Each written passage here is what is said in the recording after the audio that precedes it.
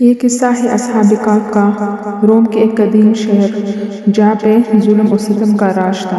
وہاں کا بادشاہ دقیانوس بہت ہی ظالم اور جابر شخص تھا۔ وہ لوگوں پر بہت زیادہ ظلم و ستم ڈھاتا تھا۔ وہ لوگوں کو زبردستی بتوں کی پوجا کرنے پر مجبور کرتا تھا اور جو اس کا حکم نہیں مانتا تھا اس کو وہ قتل کر دیتا تھا۔ لیکن کچھ ایسے لوگ بھی تھے جو بادشاہ کے حکم نہیں مانتے تھے اور ان کے دل میں یہ خیال آیا کہ ہم لوگ یہاں سے چلے جائیں گے اور ہم بتوں کی پوجا نہیں کریں گے۔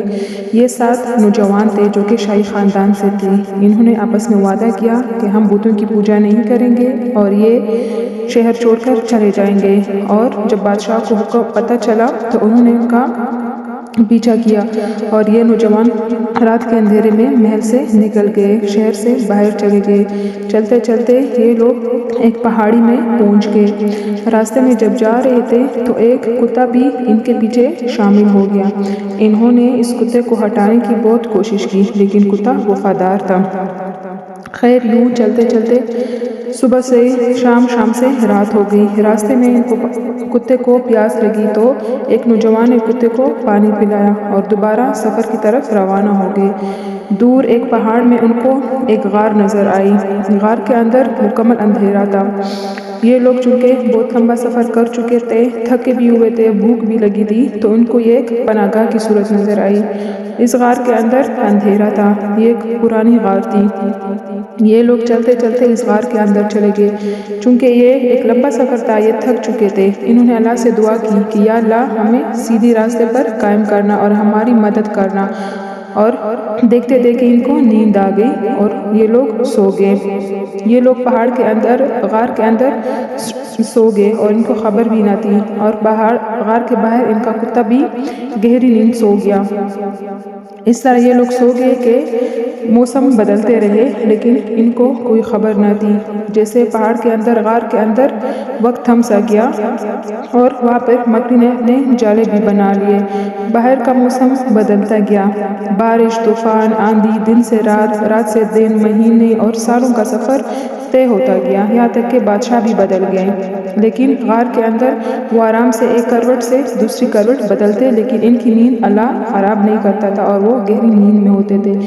اس غار میں روشنی کا ایک ذرہ بھی نہیں پہنچتا تھا اور یہاں پر بالکل وقت رک چکا تھا۔ 309 سال گزر گئے اور یہ لوگ اسی طرح سوئے ہوئے تھے۔ ان کے کپڑے پرانے ہو گئے لیکن ان کی عمر اسی جگہ پہ ٹھہری ہوئی تھی اور وہی وفادار کتا بھی اسی حالت میں سویا ہوا تھا۔ ایک دن روشنی اندر آئی اور ایک پرندہ وہاں پہ چہک گیا تو ان کی نیند ٹوٹ گئی۔ ایک نوجوان نیند سے بیدار ہوا اور اس نے اپنے ساتھیوں سے پوچھا کہ ہم کب سوئے ہوئے ہیں، کتنا ٹائم ہوا ہے ہمیں سوئے ہوئے؟ تو کسی نے کہا شاید چند گھنٹے، شاید ایک پل، شاید آدھا دن۔ اور چونکہ ان کو بہت زیادہ بھوک لگی ہوئی تھی اور ان میں سے ایک ساتھی نے کہا کہ میرے پاس ایک سکہ ہے اور ایک ساتھی کو شہر کی طرف بھیج دیتے ہیں تاکہ کھانے کے لیے کچھ لے آئے۔ وہ لوگ غار سے باہر نکل گئے تو ان کو سورج کی روشنی آنکھوں میں چبھ رہی تھی۔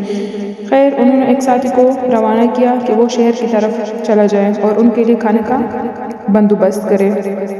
وہ ایک نوجوان شہر کی طرف روانہ ہو گیا لیکن اس کو بہت زیادہ حیرت ہوئی کیونکہ باہر کا سب کچھ بدل چکا تھا۔ سڑک، ارد گرد کے محلات، لوگ، گھر، رہائش، سب کچھ تبدیل ہو چکا تھا۔ لوگ اسے حیران و پریشان دیکھ رہے تھے کہ یہ کس حلیے میں آیا ہے یہ شخص۔ خیر وہ بازار پہ پہنچا اور ایک دکاندار سے کچھ خریدنے کی کوشش کی اور وہی پرانا سکہ دکھا دیا۔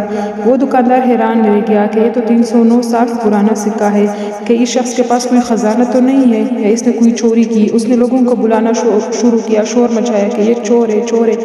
اس نوجوان نے بھاگنے کی کوشش کی لیکن اس دکاندار نے اسے گھیر لیا اور اسے اپنے باقی ساتھیوں کے ساتھ محل کی طرف روانہ کیا تاکہ بادشاہ کے سامنے پیش کیا جائے کہ اس شخص کے پاس خزانہ ہے۔